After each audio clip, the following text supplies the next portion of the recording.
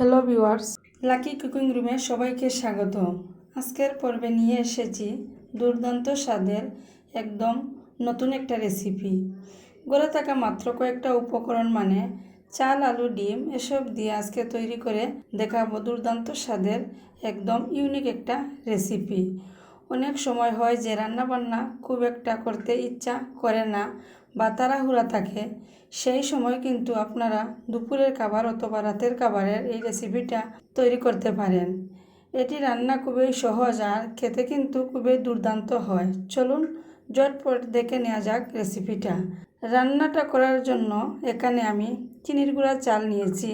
এবার এই চালটাকে খুব ভালো করে ধুয়ে নিচ্ছি। 3 থেকে 4 বার ধুয়ে নিতে হবে। এটা ঝরঝরে ভাত রান্না করার খুব ইম্পর্ট্যান্ট একটা টিপস। আর এখানে 2টি বড় আলু ছোটো ছোটো করে কেটে নিয়েছি।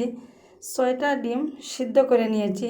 ডিমটাকে আমি একটুখানি কাট লাগিয়ে নিয়েছি। এতে করে কিন্তু ভাজার সময় ডিমটা ফেটে যায় না।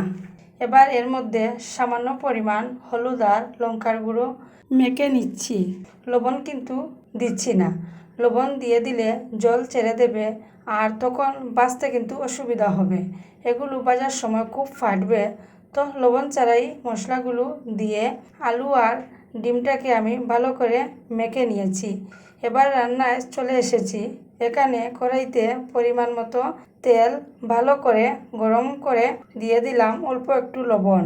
এবার আলুটাকে প্রথমে একটু লাল লাল করে ভেজে নিচ্ছি।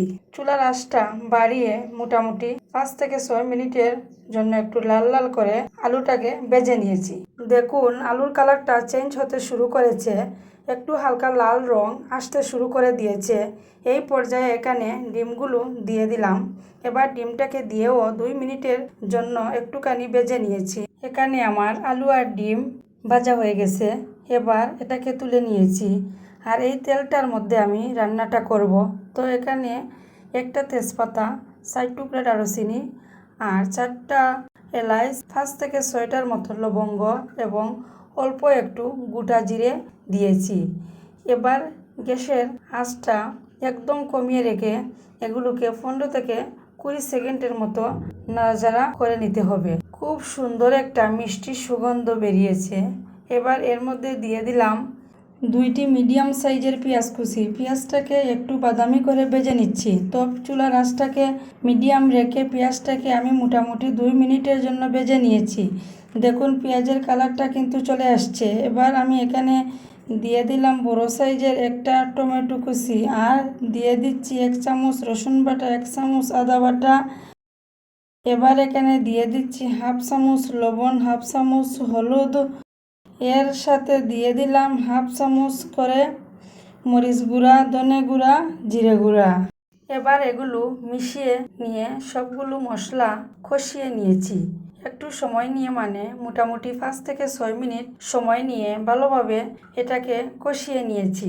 মশলাটা কিন্তু একদম নরম হয়ে গিয়েছে। এবার এখানে ধুয়ে রাখা চালটা দিয়ে দিলাম। চালটা কিন্তু জলে ভিজিয়ে রাখার প্রয়োজন নেই।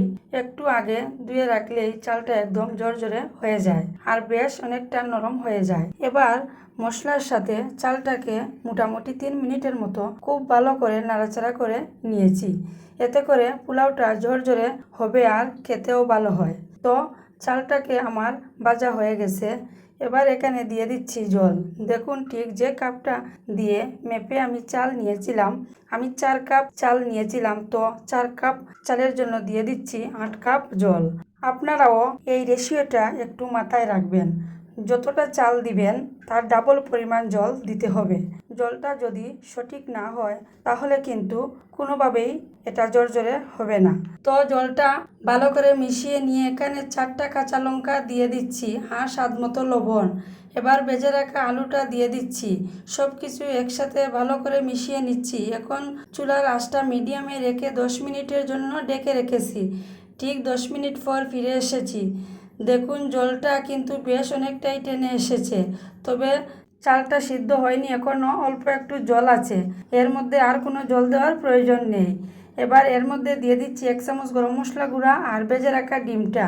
ডিমটা যদি একদম প্রথমে দিয়ে দিতাম, মানে আলুর সাথে দিয়ে দিতাম, তাহলে কিন্তু ডিমটা অনেক বেশি নরম হয়ে যেত, সেটা খেতে খুব একটা ভালো লাগতো না। তো আলু আর চাল যখন একটু সিদ্ধ হয়ে যাবে তখন আমি ডিমটা দিলাম, এতে করে ডিমটাও খুব বেশি নরম হবে না আর খেতেও ভালো লাগবে। এবার সব কিছুকে খুব আলতো হাতে একসাথে মিশিয়ে নিয়ে ওপরটাকে এরকমভাবে লেবেল করে এটাকে আমি ডেকে দেব। চুলার আঁচটাকে একদম কমিয়ে 10 মিনিটের জন্য ঢাকনা দিয়ে ডেকে রাখবো। এরই মধ্যে কিন্তু চালটা ভালো করে সিদ্ধ হয়ে যাবে আর আলুটাও সিদ্ধ হয়ে যাবে আর একদম জোরে পোলাও হয়ে যাবে। ঠিক 10 মিনিট কম আঁচে রেখে আমি রান্নাটা করে নিয়েছি, মানে টোটাল 20 মিনিট এখানে রান্না করেছি। প্রথম 10 মিনিট মিডিয়াম আঁচে রেখে এটাকে রান্না করেছিলাম আর পরবর্তী 10 মিনিট কিন্তু একদম লো আঁচে রেখে রান্না করেছি।